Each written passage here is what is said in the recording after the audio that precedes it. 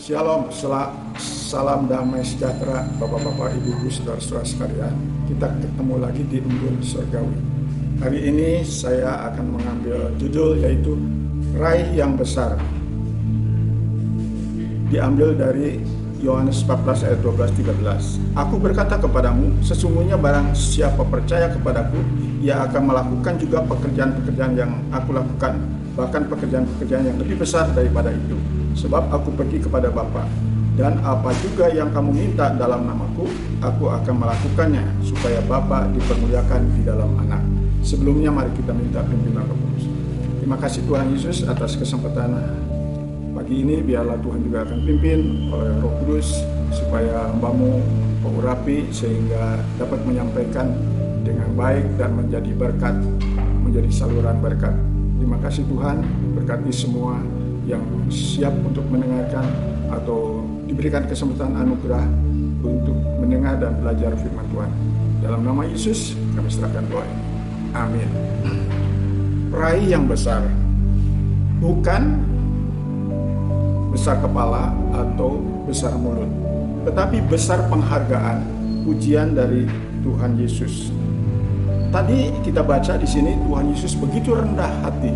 Dia sudah melakukan pekerjaan, mujizat dan lain-lain, tetapi dengan kerendahan hatinya bahwa setiap anak Tuhan yang percaya Yesus, menerima Yesus, menjadi anak-anak Allah, ia akan melakukan lebih besar daripada apa yang Yesus lakukan. Wah, luar biasa. Ini penghargaan, penghormatan kita harus hargai.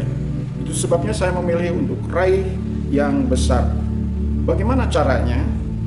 Ya, saya sedang berusaha, bergumul sampai saat ini, yaitu menghayati Matius pasal 25 ayat 21. Barang siapa setia dari yang kecil, maka Tuhan akan percayakan perkara yang besar. Itu yang ingin saya rindu meraihnya. Kiranya Roh Kudus akan memimpin. Kemudian kita juga perlu berseru. Nomor telepon Tuhan 333, Yeremia pasal 33 ayat 3, berserulah, maka Tuhan akan memperlihatkan perkara yang besar bagi kita.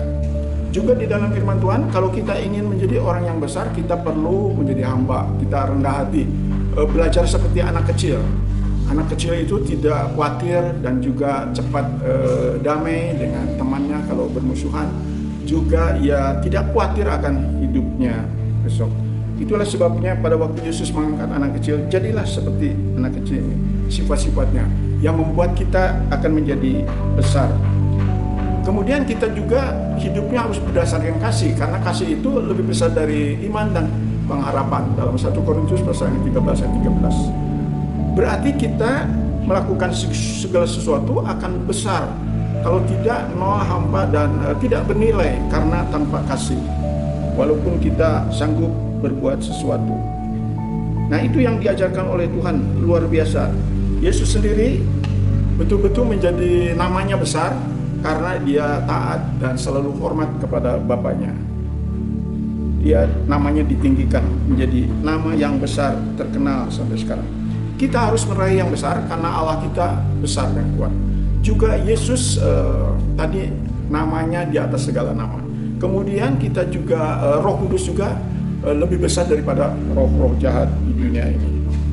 Nah, itulah yang kita ingin bersama-sama usahakan supaya kita meraih yang besar. Marilah kita setia dari yang kecil supaya kita dipercayakan perkara yang besar. Ini janji harus dipegang. Janji Tuhan itu adalah suci dan pasti. Kiranya Tuhan memberkati.